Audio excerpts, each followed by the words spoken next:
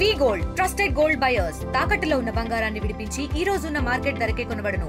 మరిన్ని వివరాలకు సంప్రదించండి 7710 అమరావతి క్వాంటం వ్యాలీ మీద ధర్మవరం మాజీ ఎమ్మెల్యే కేతిరెడ్డి చేసిన వ్యాఖ్యలు రాజకీయ దుమారం చెప్తున్నాయి. అమరావతి క్వాంటం వ్యాలీ కాదు, ఇది ఆక్వాలే అంటూ కూడా ఆయన చేసిన వ్యాఖ్యలు ఇప్పుడు రాజకీయంగా దుమారం. ప్రస్తుతం దీని మీద మనతో మాట్లాడడానికి మంత్రి సత్యకుమార్ యాదవ్ ఉన్నారు. సార్ చెప్పండి, నిన్న కేతిరెడ్డి చేసిన వ్యాఖ్యలు ఎట్లా చూస్తారు? అది క్వాంటం వ్యాలీ కాదు, ఆక్వా వ్యాలీ, చేపలు పెంచుకొని అమ్ముకోవాలని చెప్పి ఆయన వ్యాఖ్యలు చేస్తున్నారు. ఆయనకి ఒక ఇది ఉంది, ధర్మవరంలో ఒక చెరువుని కబ్జా చేసి ఒక పెద్ద కోట కట్టేస్తున్నారు.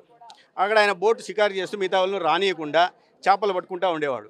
ఇప్పుడు కూడా అదే దీంట్లో ఉన్నట్టున్నాడు, ఇంకా నేను చేపలు పట్టుకుంటున్నా, ఆక్వాకల్చర్లో ఉంటున్నా. అటువంటి వాళ్ళకి ఈ క్వాంటమ్ వ్యాలీ గురించి కానీ టెక్నాలజీ గురించి కానీ తెలియదు. ఈయన అమెరికాకి వెళ్ళాడని చెప్పారు. ఎందుకు వెళ్ళాడు ఆ రోజు? ఆనాడు ఐటీ అంటే వాళ్ళ నాన్న ఎమ్మెల్యేగా ఉన్నారు కాబట్టి మంచి సంపన్న కుటుంబం కాబట్టి వెళ్ళగలిగారు. ఆనాడు ఎలా వెలిగారు? ఐటీలో ఏదో ఉద్యోగం చేశాను కూడా చెప్తుంటారు, వెలగబెట్టానని. ఎలా వెలగబెట్టారు? ఆనాడు ఐటీ రెవల్యూషన్ని మనం అందిపుచ్చుకున్నాం కాబట్టి దాని కారణంగా వచ్చిన అవకాశం వల్ల మీరు అమెరికా వెళ్ళగలిగారు. ఇవాళ కృష్ణా జిల్లాలో ప్రతి ఇంట్లో ఒకరు అమెరికాలో వెళ్ళున్నారు. దాని కారణంగా మన ఆర్థిక సంపత్తి పెరుగుతోంది. ఆంధ్రప్రదేశ్కి ప్రపంచవ్యాప్తంగా గుర్తింపు వస్తుంది. కొత్త కొత్త టెక్నాలజీని అందిపుచ్చుకోవడంలో, యువతకు అవకాశాలను కల్పించడంలో ఈ దేశ ప్రధాని, రాష్ట్రంలో ముఖ్యమంత్రి చంద్రబాబు నాయుడు గారు ఇద్దరు కూడా చాలా ముందు ఉంటారు. దాని కారణంగానే వాళ్ళకి ప్రపంచవ్యాప్తంగా గుర్తింపు ఉంది. మీరు తెలియక మేము కూపస్థ మండుకంలాగా ఉండిపోతాను, నాకు ఈ చెరువు తెలుసు, ఈ చెరువులోనే ఉంటాను, ఈ బావి తెలుసు, బావిలోనే తెలుస్తాను, క్వాంటమ్ వ్యాలీ గురించి, గ్రీన్ హైడ్రోజన్ గురించి, కొత్త కొత్త టెక్నాలజీస్ గురించి నేను తెలుసుకునే ప్రయత్నం చేయను అనుకుంటే మిమ్మల్ని మీ మూర్ఖత్వాన్ని జోహార్లు చెప్పడం తప్ప ఏం చేయలేదు. లిక్కర్ కేసు సంబంధించి ఎక్కడ కూడా ఎవిడెన్స్ లేకుండా కూటమి ప్రభుత్వం కావాలని అక్రమ అరెస్టులు చేస్తుంది. ప్రభుత్వం గాడి తప్పింది కాబట్టి ఇప్పుడు డైవర్షన్ పాలిటిక్స్ చేస్తుందని చెప్పేది విమర్శలు. డైవర్షన్ పాలిటిక్స్ చేస్తున్న వాళ్ళు వీళ్ళు. ఎందుకంటే ఒక్కొక్కరు దొరికిపోతున్నారు, సాక్ష్యాలతో సహా దొరికిపోతున్నారు. ప్రతి దాంట్లో గూగుల్ టేకౌట్లో ఎక్కడ ఉన్నారు, ఎక్కడ మాట్లాడారు అన్నీ దొరికాయి. దొరికినప్పుడు ఇంకా ఏం చేస్తారు? దృష్టి మరల్చడం కోసం ఈ రకంగా మాట్లాడతారు. దొంగ నేను దొంగ అని ఒప్పుకుంటాడా? అందరం వీళ్ళు గజ దొంగలు, గుండెలు తీసిన బంటులు. గతంలో అధికారం ఇచ్చినప్పుడు తేనె పూసిన కత్తుల్లాగా వ్యవహరించారు, తడిగుడ్డ పెట్టి గొంతులు కోశారు. ఇవాళ వచ్చి మళ్ళీ ప్రతిపక్షంలోకి వచ్చిన తర్వాత కూడా అదే రకమైన భాష మాట్లాడుతున్నారు. దొరికిపోతున్నాం కాబట్టి, ప్రజల్లో చులకన అవుతున్నాం కాబట్టి, ప్రజల ఆరోగ్యంతో ఆడుకున్నామనే ఒక ఇది భావన కూడా వాళ్ళకు ఉంది కాబట్టి దాని కారణంగా ఈ రకంగా దృష్టి మరల్చడానికి చేస్తున్న ప్రయత్నాలు మాత్రమే. జగన్ దగ్గరికి వెళ్తుంది కానీ మొత్తం పాత్రదారులను మాత్రమే అరెస్టులు చేస్తున్నారు. సూత్రధారి జగన్ దగ్గరికి వెళ్ళి అక్కడ ఆగిపోతుంది ఈ లెక్కరికి సంబంధించి. చూద్దాం ఎక్కడికి పోతుంది అనేది. పాత్రదారులు ఒక్కొక్కరు దొరుకుతున్నారు. సాక్ష్యాలు ఏ రకంగా ఉన్నాయో నాకే తెలియదు, విచారణ అధికారులకు మాత్రమే తెలుసు. వాళ్ళు కోర్టులో ప్రజెంట్ చేస్తున్నారు. పాత్రదారులు తెలిసారు, సూత్రధారులు ఖచ్చితంగా ఉంటారు కదా. సూత్రధారుల్లో కూడా ఒకరు ఇద్దరు దొరికి ఉన్నారు. ప్రధాన సూత్రధారుడు ఎవరు అనేదే దొరకాల. ఈ 3500 కోట్లు ఏదైతే స్కామ్ జరిగిందో ఇది ఎవరి జేబుల్లోకి వెళ్ళింది, ఎవరి ఖజానాలోకి వెళ్ళింది అనే విషయం బయటకు రావాల్సి ఉంది.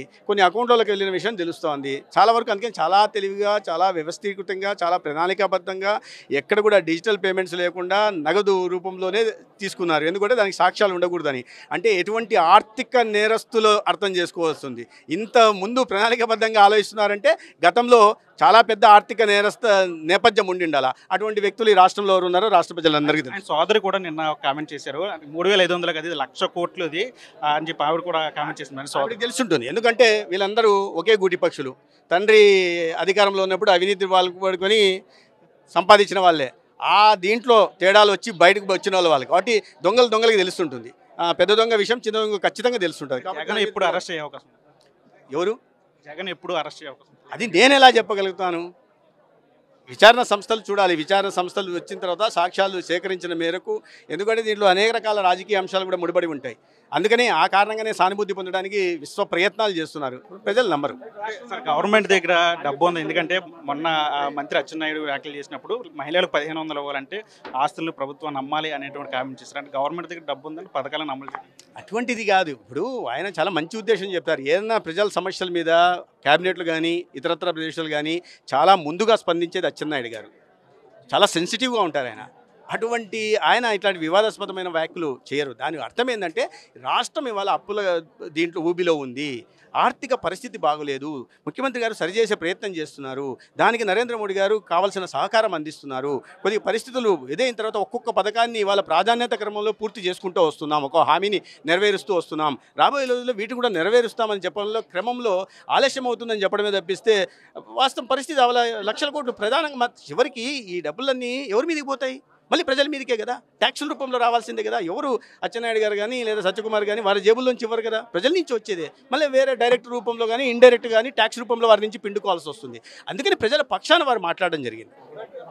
ఇది మొత్తంగా మంత్రి సత్యకుమార్ యాదవ్ చెప్తున్నారు. ఏదైతే కేతిరెడ్డి చేసిన వ్యాఖ్యలకు సంబంధించి అతను ఇప్పుడు కూడా మధ్యస్థింసలు లేకుండా మాట్లాడతారు. అతను క్వాంటమ్ వాల్యూ గురించి మాట్లాడటం హాస్యాస్పదంగా ఉందని చెప్తున్నారు. మరోవైపు లిక్కర్ కేసుకు సంబంధించి కూడా ఎవరైతే సూత్ర పాత్రధారులు వాళ్ళందరూ కూడా ఒక్కొక్కరిగా అరెస్ట్ చేస్తున్నారు. జగన్ను ఎప్పుడు అరెస్ట్ చేస్తారనేది ఖచ్చితంగా అవి విచారణ తేలుతుంది. అది ఆ శాఖలన్నీ కూడా చూసుకుంటాయి. మరోవైపు ఆయన చెల్లెలే శర్మలయ్యే ఇట్లాంటి వ్యాఖ్యలు చేస్తున్నారు. వాళ్ళందరూ కూడా ఒకే గూటిపక్షం అంటూ కూడా ఆయన చేసిన కామెంట్లు అయితే కనిపిస్తున్నాయి. విజయ్తో మన ఆర్టీ విజయవాడ నుంచి. తెలుగులో ఫాస్టెస్ట్ న్యూస్ ఇప్పుడు కొత్త అవతారంలో 5 సెకండ్లోనే పూర్తి వార్తా సమాచారం మీ చేతిలో. సోషల్ మీడియా ట్రెండ్స్ మీ కళ్ళ ముందుకే live TV and voice search options తో ఇప్పుడే డౌన్లోడ్ చేయండి. యాప్ లింక్ డిస్క్రిప్షన్లో ఉంది.